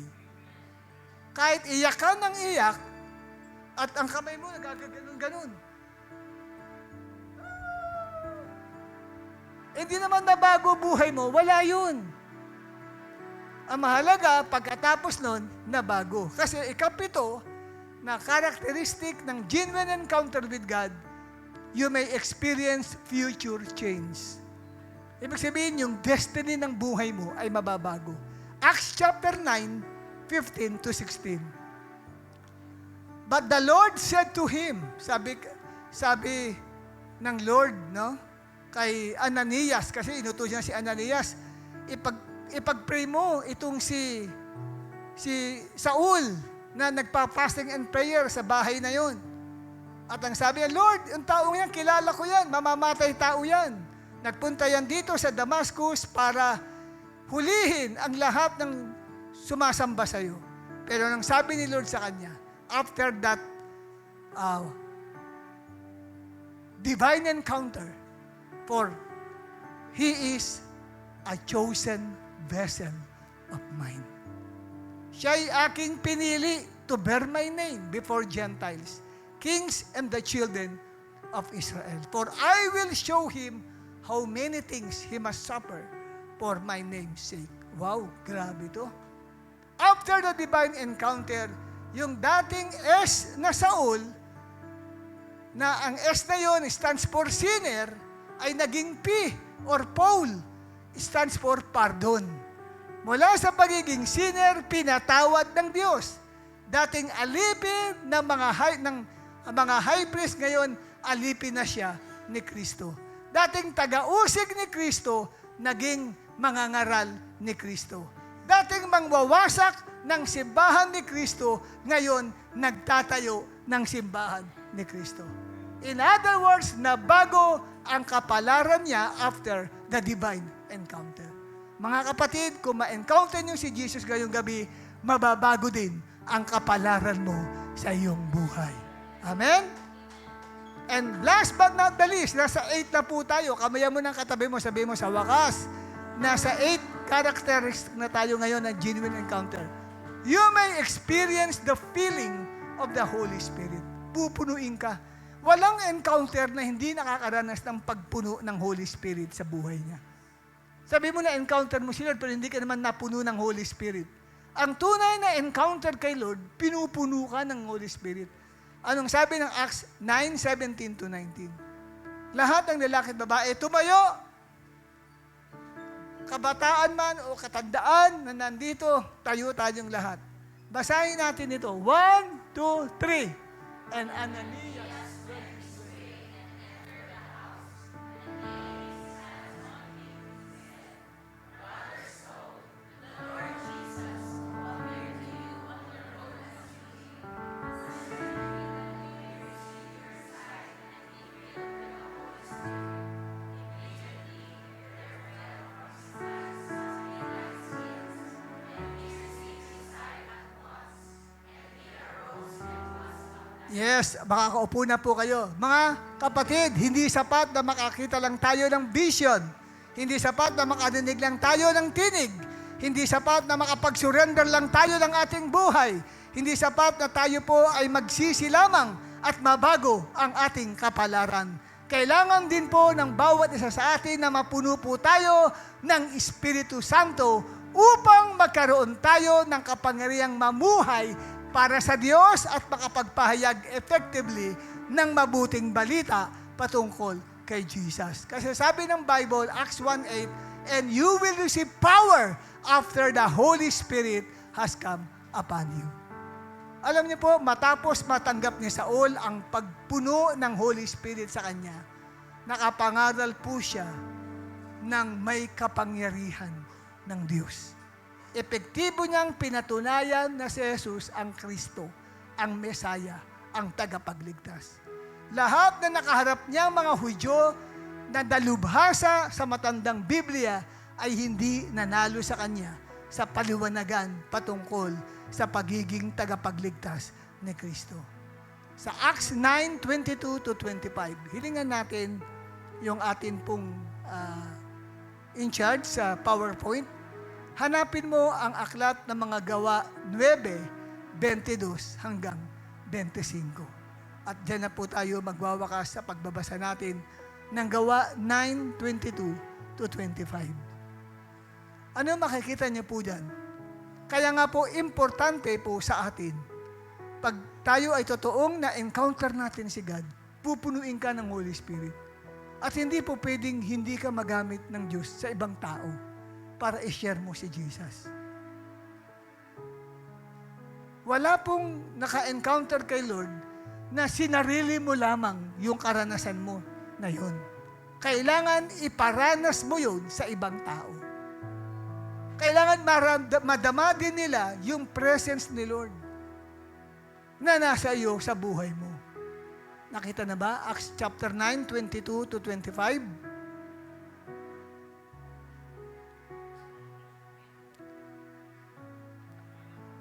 Ayan. Basahin po natin, kapatid.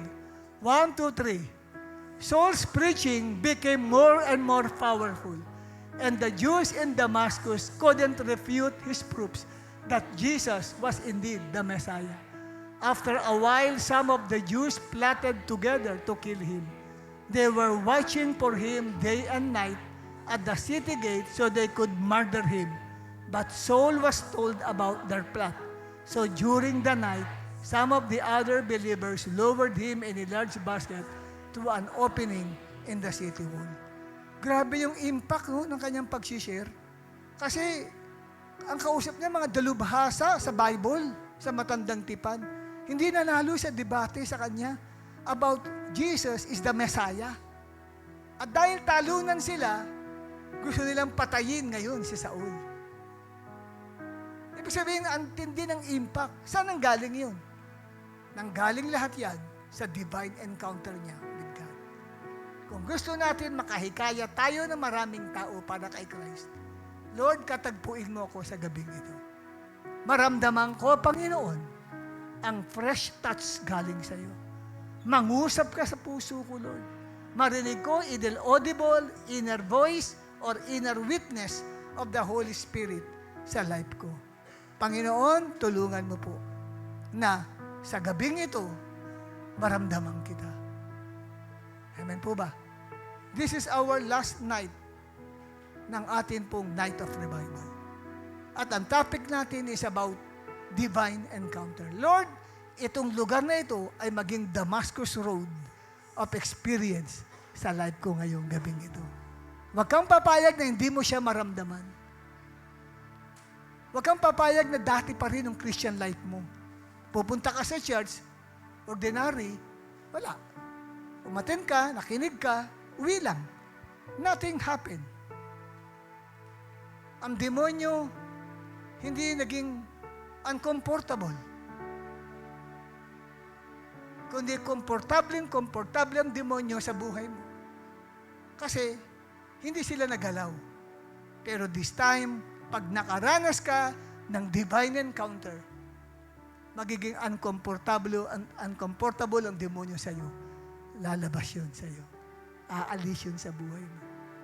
Maramdaman mo si Lord. So, 8 characteristics yan. It's either sa 8 na yan, iparana sa iyo ni Lord. Ang palad mo. Pag yung 8 characteristics na yan, na-experience mo sa gabing ito. Pero isa man lang dyan, pwede na Lord, kahit isa lang dyan, paranas mo po sa akin. Magpakita ka sa akin, Lord, through a vision. Tiyak, pag nakita mo siya sa vision, magpapatira pa ka. Diyos yan biglang lumitaw sa iyo sa harapan mo. Magpapatira pa ka. Hindi mo makukontrol lang. You cannot contain and control yourself when God show Himself to you tonight. Marinig mo lang tinig niya, naku tiya, ako nga nagtatatalon Nawala lahat ng discouragement sa life ko. Nagkaroon ako ng pag-asa. Tinawag pala ako ni Lord. Kala ko tinulak lang ako. Tinawag pala ako. Yun po Tinawag pala ako ni Lord. Ilang taon na nakalilipas na yun? Tagal na. Kaya kahit nakakalinig ako na hindi ko paboritong preacher yan, okay lang, sige, mahalaga, tinawag ako. Ganun po Importante po yun. Na may divine encounter ka with the Lord. May masasabi mo bang may divine encounter ka kay Lord? Wala ka masabi, no? Ngayon, sabi mo, Lord, hindi ako lalabas ng simbahan ito na hindi kita na-encounter. Para masabi ko na meron akong divine encounter with you. Kasi ang divine encounter, hindi isang beses lang. Ang dami kong karanasan na encounter with God. Ang dami kong may kikwento, iba-ibang karanasan. Pero lahat yun nakapaloob sa 8 characteristics na yan. Yung experience na yan. Amen? Nagdi-desire ka ba? Maramdaman mo siya. Nagdi-desire ka ba? Maranasan mo siya, kapatid, sa gabing ito. Hingin mo kay Lord yun. At wag mo sabihin, you deserve. Lord, deserve ko. Grabe yung hirap ko sa 3 days fasting. No. Lord, hindi ko naman deserve. Kasi hindi ako faithful sa fasting. Whether you deserve or you do not deserve, si Lord ang nagpapasya. Kung gusto niyang magparana sa iyo ng kanyang divine encounter, mararanasan mo. Kung ayaw pa niya, hindi mo pa time kasi hindi ka pa ready, masasayang lang pag nag-manifest sa iyo. Ganun po Okay lang, hintayin mo yun. Pero kung ngayon, hindi mo inaasahan, ma-experience mo pala yun. Katulad ko, nang mabaptize ako sa Holy Spirit, hindi ko inaasahan yun. Patapos na ang service, sabi ko, iyak lang ako na iyak, Lord. Buti pa sila nakatanggap yung mga kasama ko, ako lang hindi. Mamaya, yun pala sa closing song, yun pala ako mapupuspos ng Holy Spirit. Doon magkakagulo doon sa inatinan ko dyan. Kasi grabe yung naranasan ko, talagang tumaob ako At nag-speaking in tongues ako, hindi ko mapigilan, ang lakas. Lahat sila naglapitan, pinagpay nila ako. Nagulo ang buong congregation dahil sa akin. Kasi pa-end na, bumaba Holy Spirit sa akin, talagang bumaliktad itong pangako. At yung dila ko, ikot ng ikot na gano'n. That is my divine encounter. Ang daming divine encounter. Sa 46 years of my service to the Lord, I had experiences so many divine encounters with God. Kayo, may kikwento ba kayo? Kaya ngayon, sabi sa kanila, kapatid, ngayon, huwag tayong papayag. Tama-tama, ang paksa, divine encounter. Lord, sabi mo, Lord, please, hindi man ako karapat-dapat. Nawa, tulungan mo ko na ako'y tanggapin mo. Makaranas ako ng divine encounter. Tumayo tayong lahat. Lord, give me the Damascus Road experience.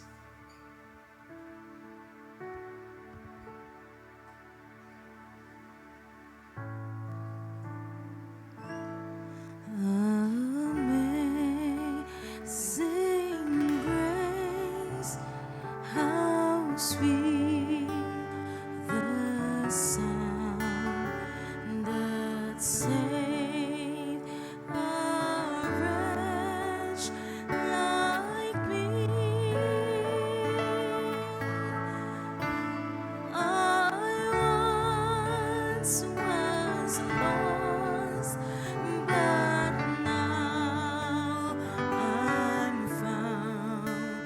Was blind, but now I see.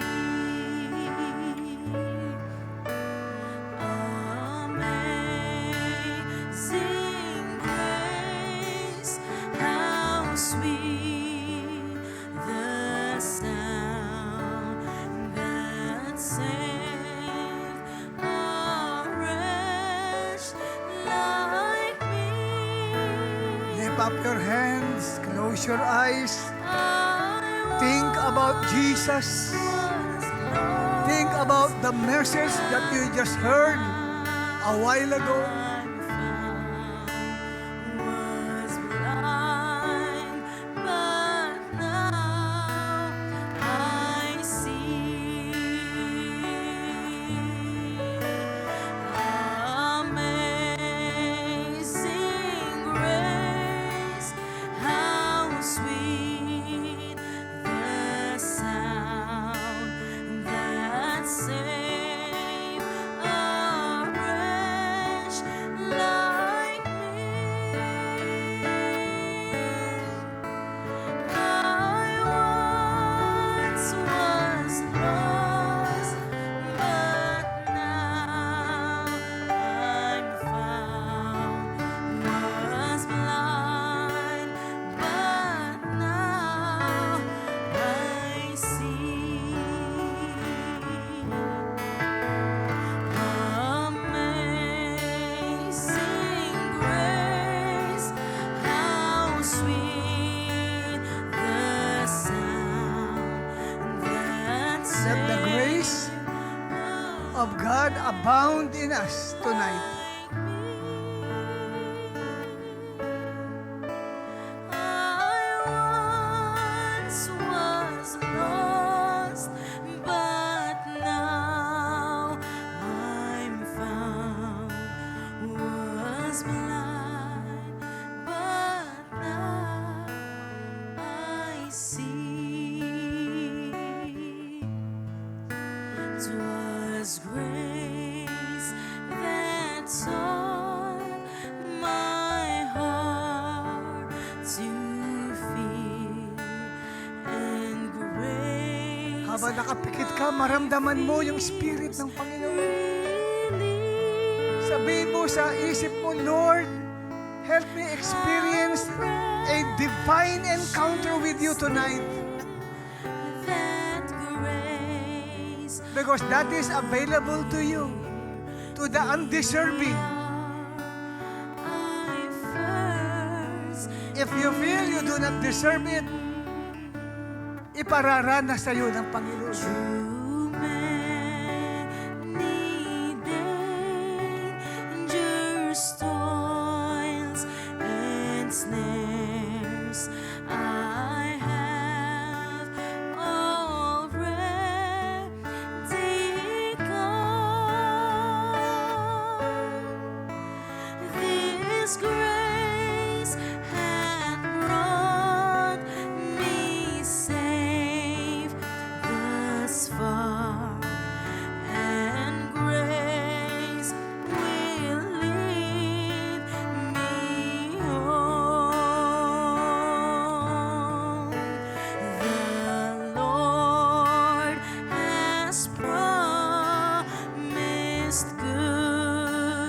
to me.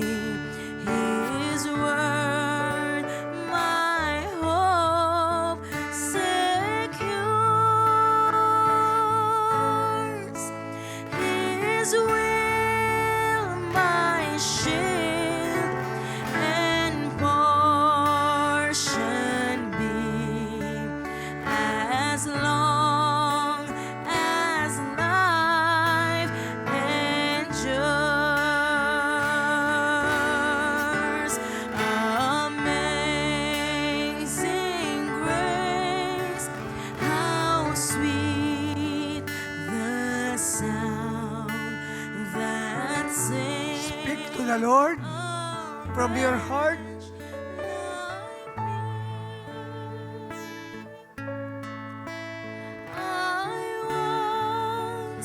Lord, please help me a divine encounter with you.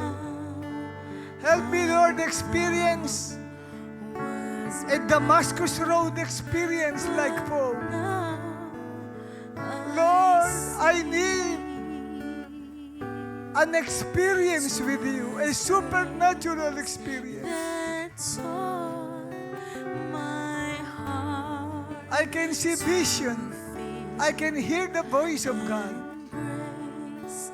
My fears Lord, real. I can feel your conviction in my life. How precious did that grace appear the hour I first believed. The Lord has promised good to me. His word, my hope secures. His will, my shield and portion be, as long as life endures. Amazing grace, how sweet the sound that saved a wretch like me. Lord, di ka nagbabago. You're still the same. Yesterday, today, and forever. Ang ginawa mo noon ay pwede mong gawin ngayon, Panginoon, sa aming kapanahunan. Ang ginawa mo, Lord God, sa maraming tao, nagparamdam ka, nagparanas ka ng iyong divine encounter. Pwedeng maranasan din ng bawat kapatiran ko sa gabing ito, Panginoon, ng Night of Revival. Grace, how sweet Lord, minsan pa, I pray for the demonstration of the power of the Holy Spirit. a wretch like me. I Lord, please show up tonight. was, but now Lord, according to your grace and mercy, was I pray, Abba, Father, for Jesus Christ's sake. Please show up tonight, Lord. Show up tonight, Abba. was grace. Show up tonight to this congregation. My heart Abba, Father, to feel I ask you, grace. let your grace and mercy prevail over judgment, over this church. Abba, please show up tonight, Abba, to each and every one of us. Show us your glory to each and every one of us. Lord, mula sa harapan hanggang sa likod at sa mga kapatiran na nasa balcony, Lord, I ask you, please show up your glory. Show up your glory, Abba. Abba, for Jesus Christ's sake.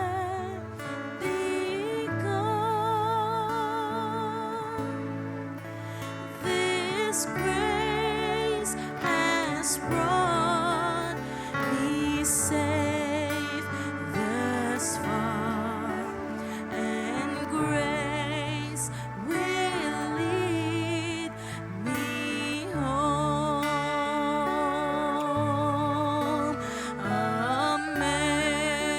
Amazing grace, how sweet the sound that saved a wretch like me. I was lost, but now I'm found. Was blind, but now I see.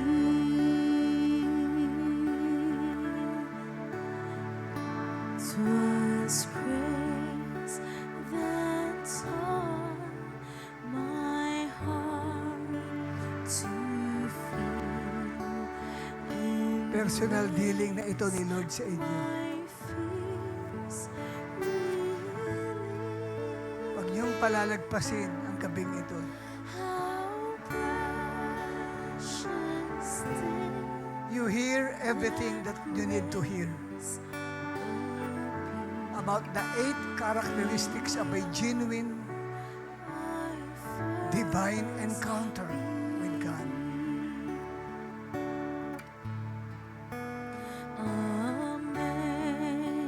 Amazing grace, how sweet the sound that saved a wretch like me.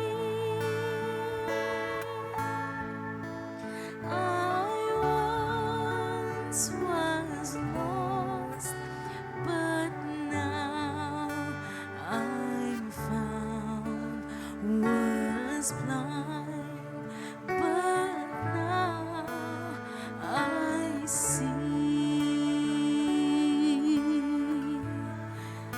'Twas grace that taught my heart to fear, and grace my fears relieved.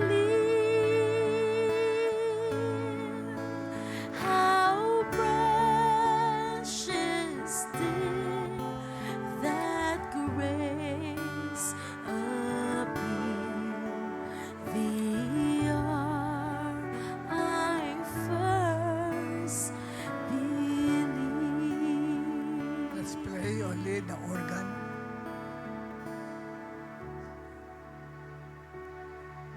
Alam natin, ang organ lamang ang mag-play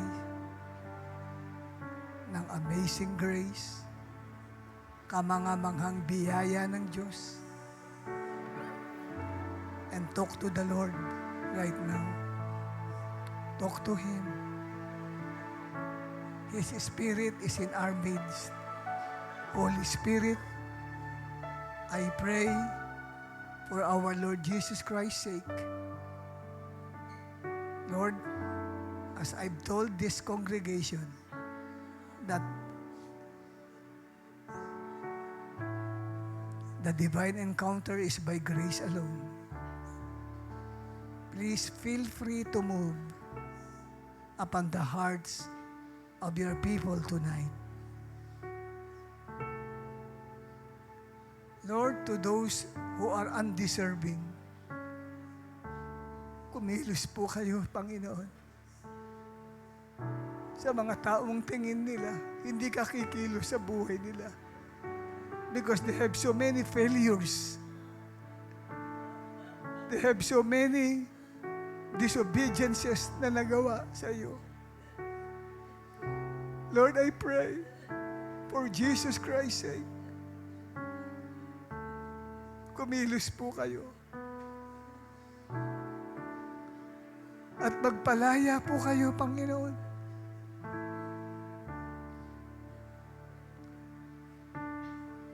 For Jesus Christ's sake. Alam niyo kung ano ang mga gumagawang espiritu sa buhay nila. Kung paano in the book of Matthew, isang salita mo lang, lumalayas agad ang mga evil spirit. Batid po ninyo, Panginoon, ang kalagayan nila sa buhay espiritual. Aba, for Jesus Christ's sake, tulungan mo po mag-desire kami na ma-experience po namin ang divine encounter na ito na amin pong napag-aralan. Wag nawang ito ay maging isang ordinary lecture lamang sa amin. Lord, patunayan mo by signs and wonders na ang sinare ko sa kanila ay totoo, Panginoon. That there are 8 characteristics of a genuine divine encounter with you. Saan man sila naroroon ngayon, Panginoon, yung kapaguran nila ng katawan, Lord, ay ma-overcome ng iyong presensya. Yung nararamdaman nila, Panginoon, na pagkaantok, pagkasiphayo, ay mapalitan ng iyong kaluwalhatian. Minsan pa, Panginoon, balutin mo po ang bawat isa ng iyong kaluwalhatian. Balutin mo ang bawat isa ng inyong kapangyarihan. Maramdaman nila tangibly na kasama ka namin, Lord. Sa pangalan ng aming Panginoong Jesus, tulungan mo, O Diyos, na mag-prevail, Panginoon, sa aming kalagitnaan ang iyong grace at ang inyong mercy. Abba, Father, I entrust to you each and every one of them into your hand, Panginoon. Lord, batid ninyo kung sino yung uhaw sa divine encounter with you. Kilala niyo naman po sila. Walang maitatago sa iyo. Buhay namin ay lantad sa iyo, Panginoon. Aba, gumalaw po kayo, Panginoon. Magpatotoo po kayo, Panginoon. Lord, ayaw namin uuwi kami, pareho pa rin kami, Panginoon.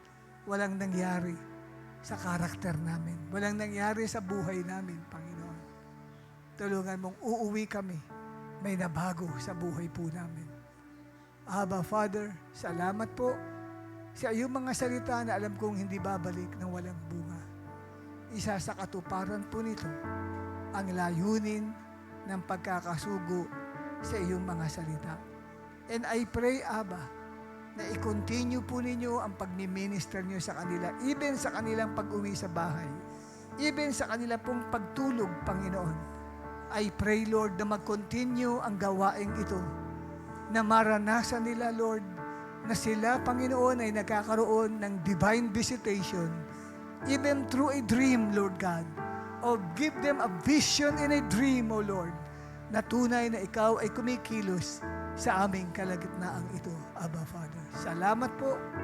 I entrust to you each and every one of them in the mighty name of Jesus, at sa iyo lamang mauwi ang lahat ng papuri.